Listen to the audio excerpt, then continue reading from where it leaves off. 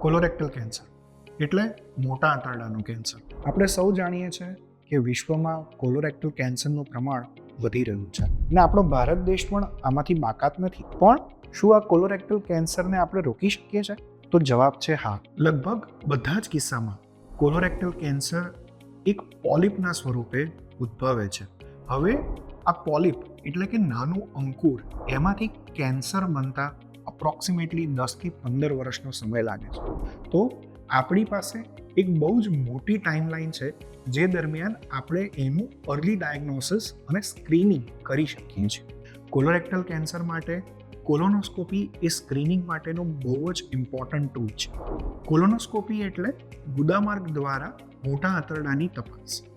આ તપાસ દ્વારા આપણે પોલિપને જોઈ શકીએ છીએ અને પોલિપને સમયસર રિમૂવ કરીને એમાંથી જે કેન્સર થાય એ બનતું રોકી શકીએ છીએ.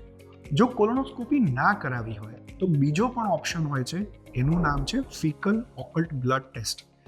એ ખૂબ જ સરળ છે, પ્રમાણમાં સસ્તું છે અને એમાં આપણે આપણા મળમાં લોહીને શોધીએ છીએ, જે કોલોરેક્ટલ કેન્સરનું એક અર્લી લક્ષણ હોઈ શકે છે.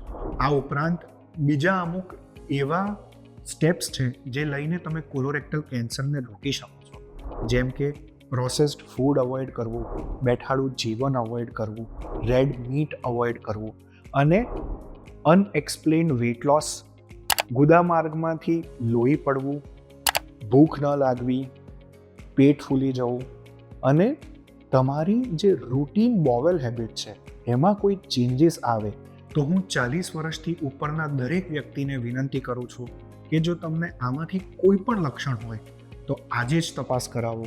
કોલોરેક્ટલ કેન્સરને રોકી શકાય છે અને તપાસ જ આપણું મેન હથિયાર છે.